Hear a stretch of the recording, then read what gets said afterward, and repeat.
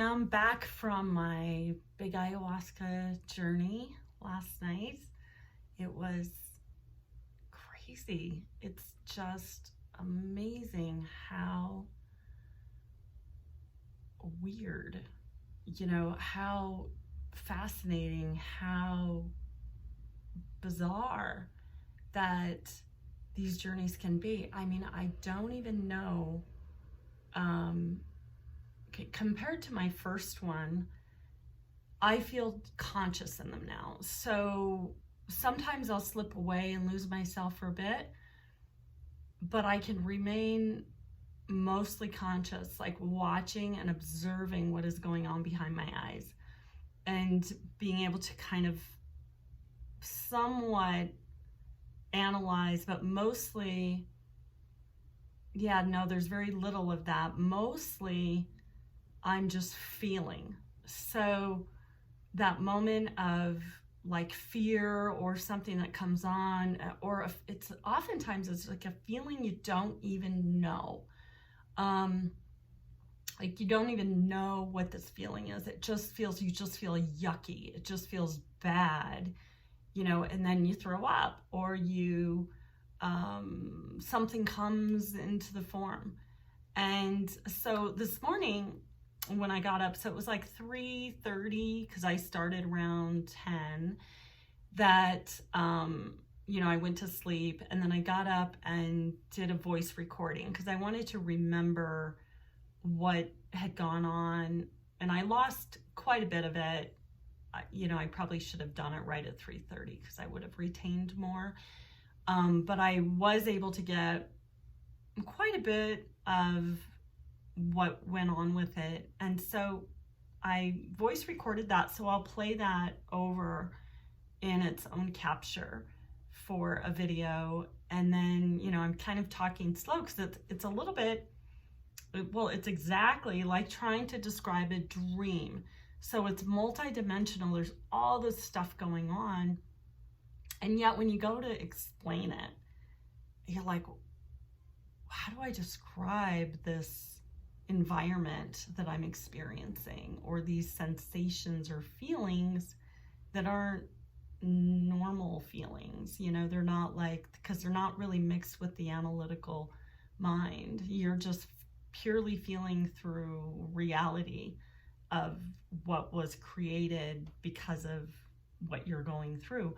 This image here is the shaman portal. So that is what, like when you're going, a lot of the tarot cards around my house, when you look at them, there's this circle, and it's that portal that's going behind it. So when you reach another house, so it's like you're going through a portal, and you could say some of those are like the dark night of the soul, right?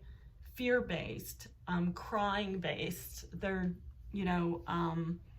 you're facing things that are uncomfortable for you, or maybe you're just reliving what you are comfortable with. Like fear is your comfort zone because you don't want to be something beyond what you're perceiving. Like you have been taught this is how you need to view reality.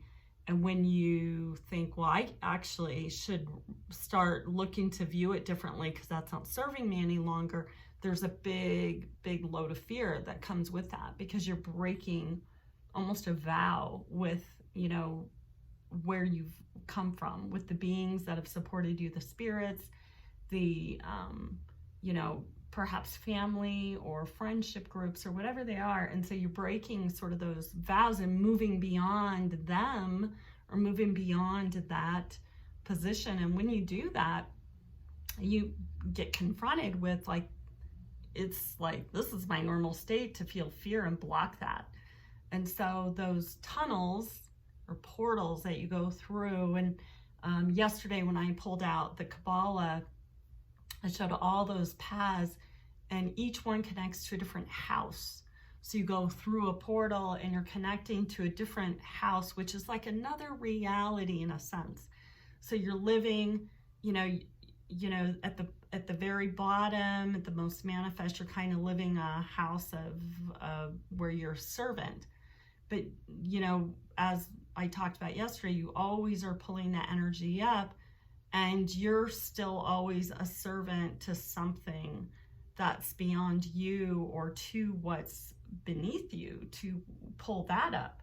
So like, you don't want to reject what you've been through, although and that's part of the fear, and that's part of the emotional state that makes us like squirm so much, is that how do we kind of accept reality for what it was in that house, so to speak, in that castle, that palace, that broken down piece of crap that it is now, and move out of that and look back. And when I explain that in my voice recording, what that kind of looked like for me, that'll give you some clues to help guide you, I think, too, with your own kind of growth, hopefully.